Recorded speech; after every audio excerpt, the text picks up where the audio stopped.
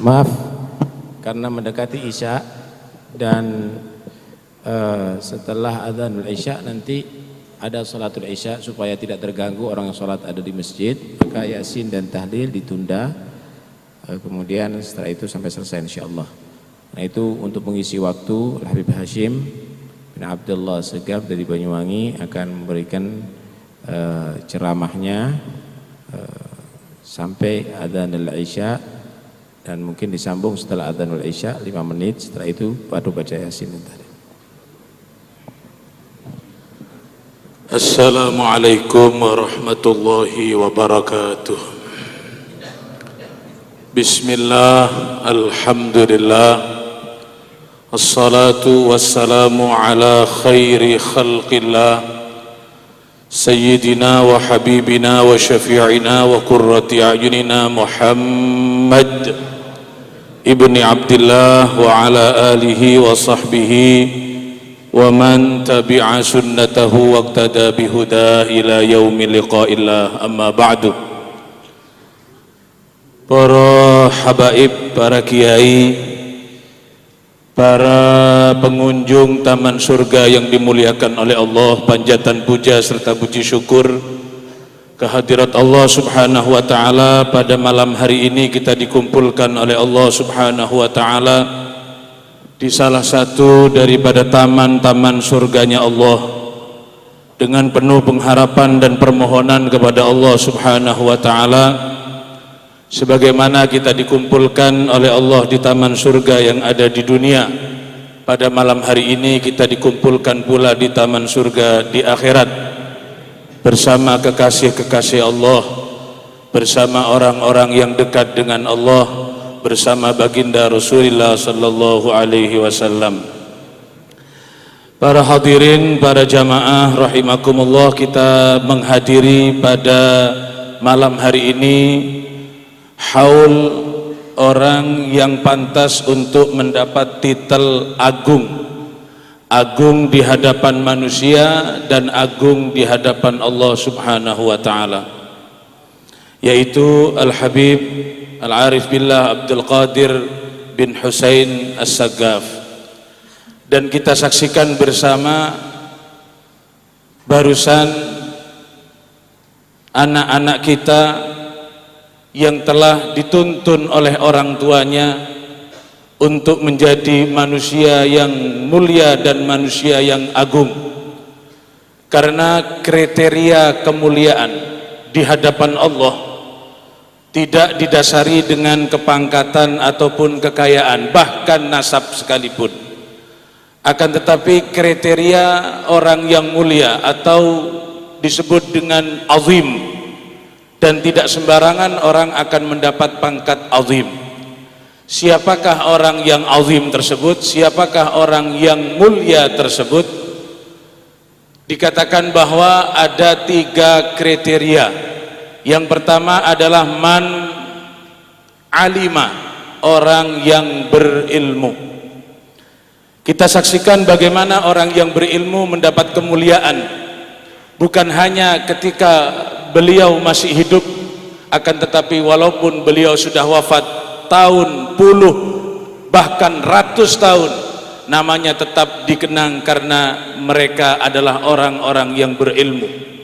Keberadaan mereka bagaikan hujan yang menyirami, tahya bihim kullu ardin yanziluna biha ka'annahum libiqa'il ardi amtaru. Akan hidup setiap daerah yang ditempatinya, sebagaimana Al-Habib Abdul Qadir bin Husain As-Sagaf menghidupkan kota Pasuruan, yang sampai saat ini beberapa waktu yang lalu kita lihat bagaimana khataman Al-Quran dari masjid ke masjid, dari tempat ke tempat yang dihadiri oleh ribuan orang, termasuk adalah kebaikan-kebaikan yang dihidupkan oleh Al-Habib Abdul Qadir bin Husain As-Sagaf. Ka'annahum libiqa'il ardi amtaru, mereka bagaikan hujan yang menyirami bumi, kemudian tumbuh dari bumi tersebut tumbuh-tumbuhan yang membawa manfaat. Al-Habib Abdul Qadir bagaikan hujan di antara kita bersama, dan kumpulnya kita pada malam hari ini termasuk tetesan-tetesan hujan daripada Al-Habib Abdul Qadir bin Husain As-Sagaf. Ma'asyiral muslimin rahimakumullah, kriteria yang pertama adalah orang yang berilmu. Kita lihat bagaimana anak-anak kita dengan penuh kesabaran, dengan penuh ketabahan menjalani hari-hari di pesantren, sampai kita bersama ikut bahagia, bangga dan terharu bagaimana mereka mendapat ijazah atas susah payah dan pengorbanan mereka. Kita doakan ilmu yang diperoleh, yang sudah kita saksikan ijazah telah diterima, akan menjadi ilmu yang membawa bagaikan pelita di tengah-tengah masyarakatnya. Karena mereka yang kita saksikan tadi akan kembali ke masyarakatnya masing-masing, dan disitulah kita akan ketahui bagaimana kemanfaatan ilmu.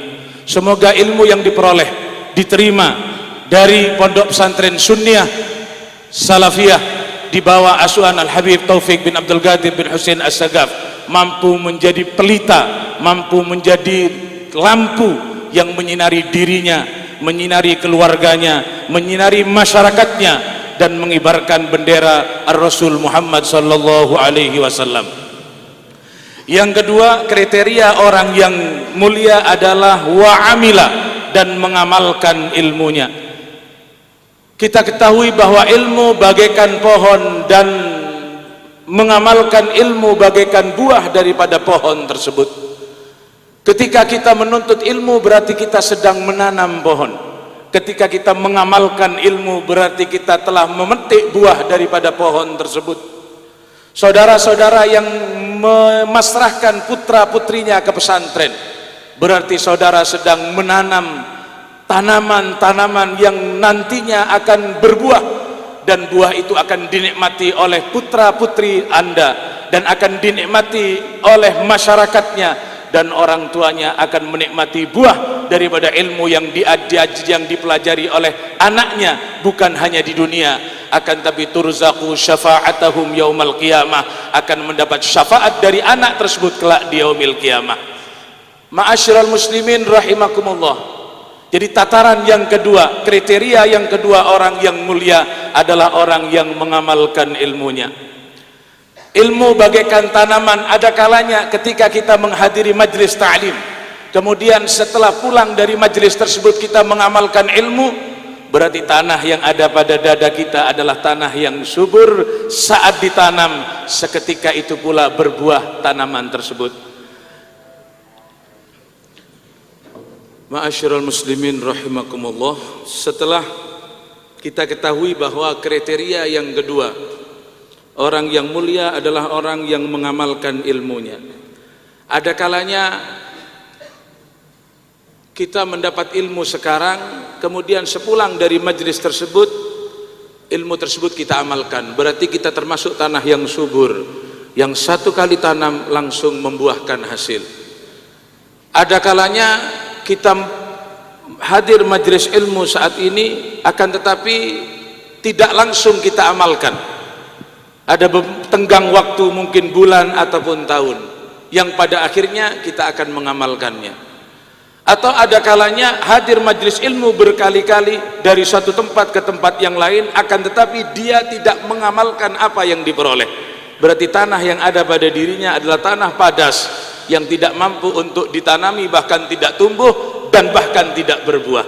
Semoga hati kita dijadikan tanah-tanah yang subur oleh Allah subhanahu wa ta'ala, sehingga kita menghadiri majlis ilmu dan kita mampu mengambil buah dari tanaman yang kita tanam, walaupun hanya sedikit daripada apa yang kita tanam. Fa'mal walau bil ushri kazzakati takhruj binuril ilmi min zulumati, walaupun hanya 10 daripada apa yang kita pelajari, apa yang kita dengarkan, itu cukup akan membawa kita dari kegelapan dengan cahaya ilmu yang kita peroleh tersebut dan kita amalkan. Kemudian kriteria yang ketiga, setelah orang tersebut berilmu kemudian mengamalkan ilmunya, apa cukup untuk menjadi orang yang mulia? Belum cukup. Untuk memperoleh titel azim di hadapan manusia dan di hadapan Allah, maka harus memenuhi kriteria yang ketiga, wa'allama, dan mengajarkan ilmunya. Kita lihat saudara rahimakumullah, beberapa alumni pondok pesantren, termasuk alumni dari pondok pesantren Sunniyah Salafiyah di bawah asuhan Al-Habib Taufik bin Abdul Qadir As-Sagaf yang mengajar di daerah-daerah seluruh Indonesia, bahkan ke negara-negara tetangga, di dalam rangka mengajarkan ilmunya, di dalam rangka mengembangkan ilmunya, di dalam rangka untuk melanjutkan tongkat estafet pendidikan daripada Rasulullah sallallahu alaihi wasallam. Ketika kriteria tersebut dilaksanakan, maka yud'a aziman, pantas orang tersebut untuk mendapat gelar azim, untuk mendapat gelar mulia. Bukan hanya mulia di dalam kehidupan dunia saja, bukan hanya mulia di atas bumi saja, akan tetapi mulia di langit, mulia di tengah-tengah malaikat, dan akan mendapat kedudukan yang mulia di hadapan Allah subhanahu wa ta'ala. Saudaraku rahimakumullah, panjenengan yang sudah menuntun putra putrinya ke pesantren, panjenengan yang sudah memasrahkan putra putrinya ke pondok pesantren, berarti panjenengan telah satu langkah menyelamatkan anak-anak panjenengan, sudah satu langkah menyelamatkan panjenengan sebagai orang tua daripada tuntutan-tuntutan anak kelak di yaumil qiyamah, dan satu langkah telah menuntun anak tersebut untuk menjadi manusia yang mulia dan mampu untuk memuliakan orang tuanya kelak di hadapan Allah subhanahu wa ta'ala. Dan tidak ada lebih apabila kita memuliakan orang-orang yang mulia tersebut. Kita hadiri haul orang-orang yang berilmu dari satu tempat menuju tempat yang lain. Kita sowan ke orang-orang yang berilmu dari satu pesantren menuju pesantren yang lain. Bahkan kita keluarkan biaya di dalam menghormat dan mengagungkan orang yang berilmu. Hal itu tidak ada apa-apanya dibandingkan dengan pengagungan Allah subhanahu wa ta'ala kepada mereka. Sebagaimana Allah berfirman, yarfa'illahu alladhina amanu minkum walladhina utul ilma darajat. Beberapa derajat akan diberikan oleh Allah, sehingga tidak ada kata, tidak ada kamus yang mengatakan kita berlebih-lebihan menghormat ulama. Tidak ada. Sekuat apapun kita menghormat ulama, asalkan tidak sampai pada tingkat ketuhanan, itu masih tidak ada apa-apanya daripada darajat yang diberikan Allah kepada mereka. Kita sedikit mendengar cerita bagaimana Al-Habib Abu Bakar Al-Adni bin Abdullah Al-Aidarus, ketika beliau kedatangan seorang tamu, seorang alim daripada syekh, daripada bangsa Al-Amudi, datang ke rumah Al-Habib Abu Bakar Al-Adni. Beliau mengatakan kepada santrinya, coba hitung berapa anak tangga yang dilewati oleh Syekh Al-Amudi sampai kepada rumah saya ini. Dihitung. Kemudian setelah dihitung oleh sang murid, disampaikan kepada Al-Habib Abu Bakar bahwa ada 50 anak tangga yang dilewati oleh Syekh Al-Amudi sampai mencapai rumah Al-Habib Abu Bakar Al-Adni. Apa kata Habib Abu Bakar? Sembelih 50 kambing untuk menghormat orang alim tersebut. Bayangkan, sembelih 50 kambing. Jadi andai kata kita haul, dikatakan itu menyembelih kambing sekian, itu besar-besaran, itu berlebih-lebihan. Tidak ada lebih-lebihan dalam menghormat orang yang berilmu. Sembelih 50 kambing. Disembelih 50 kambing untuk satu orang alim, Syekh Al-Amudi. Kemudian setelah disembelih, dimasak, Al-Habib Abu Bakar mengatakan, coba tanyakan kepada santri dekat daripada Syekh Al-Amudi, apa daripada daging kambing yang disukai oleh Syekh Al-Amudi tersebut. Kemudian ada satu yang memberikan informasi bahwa Syekh Al-Amudi senang memakan daging kambing, yaitu hatinya. Apa kata Al-Habib Abu Bakar Al-Adni? Kumpulkan hati 50 kambing, suguhkan kepada Syekh Al-Amudi. Disuguhkan satu meja prasmanan berisi 50 hati kambing. Kemudian Syekh Al-Amudi ketika menghadapi hidangan yang sedemikian banyak, berdetak hatinya. Bagaimana Habib ini? Tidakkah israf? Tidakkah berlebih-lebihan? Siapa yang akan makan? Ini kan dibuang-buang nanti 50 hati kambing, hanya saya sendiri yang makan. Ini Habib berlebih-lebihan. Ketika hati berdetak seperti itu, langsung menoleh Al-Habib Abu Bakar Al-Adni sambil mengatakan akramnal ilma wa galu israf. Apa kata beliau? Kita ini menghormat ilmu kok dikatakan berlebih-lebihan. Siapa yang akan membuang daging kambing ini? Tafadhal panjenengan makan wahai Syekh Al-Amudi, sekuat dan sesuka hati panjenengan, sisanya akan kami bagikan kepada orang-orang yang menunggu keberkahan daripada orang-orang yang berilmu. Tidak ada yang mau buang-buang. Siapa yang mau membuang? Banyak di luar kita orang yang butuh, yang akan menerima sisa daripada apa yang sampean makan. Maka Syekh Al-Amudi memohon maaf kepada Al-Habib Abu Bakar atas detak hati yang tidak benar tersebut.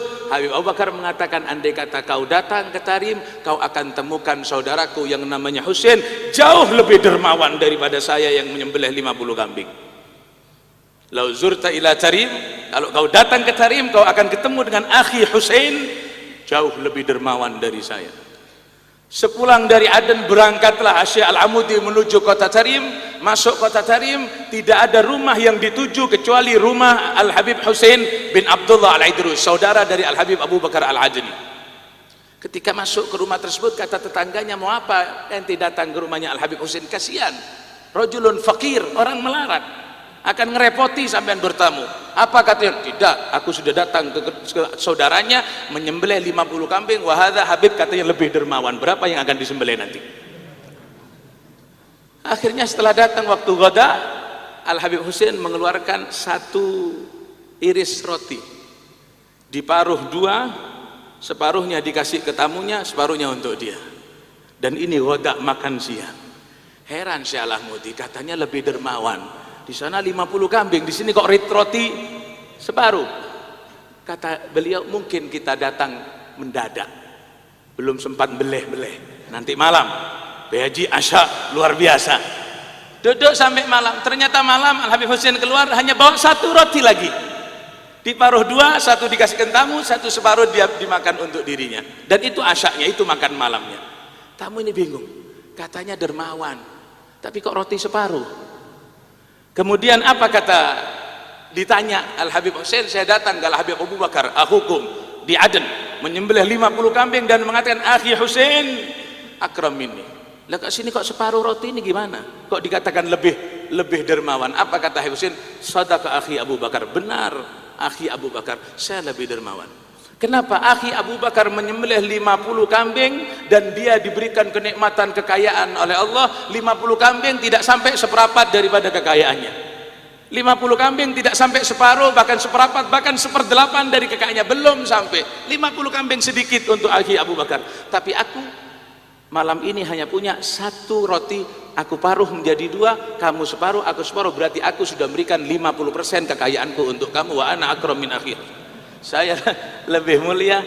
Nah itulah sabaqa dirhamun mi'ata alfi dirham. 1 dirham bisa mengungguli yang 1000 atau 100.000 dirham.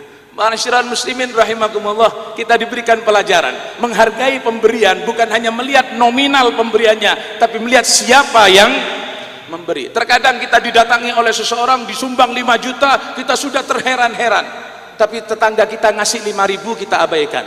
Padahal dia yang ngasih 5.000 gajian cuma 10.000, ngasih 5.000 berarti separuh dari kekayaannya. Yang nyumbang 55 juta, mobilnya saja 400 juta, 5 jutanya tutupnya ban saja. Kita sudah menyanjung-nyanjung, memberikan tempat yang mulia, kedudukan yang mulia, kita jemput di depan, kita kasih waktu untuk berbicara dan seterusnya.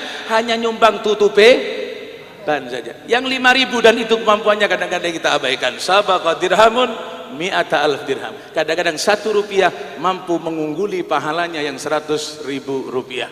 Demikian semoga menjadi pelajaran bagi saya dan panjenengan semua insyaallah, dan kita doakan anak-anak kita yang sudah 1 langkah untuk menuju kemuliaan, mampu berilmu, mampu mengamalkan ilmunya dan mampu mengajarkan ilmunya di masyarakat sehingga yud'a aziman, akan dijadikan dan dipanggil dengan julukan al-azim di hadapan Allah Subhanahu wa taala.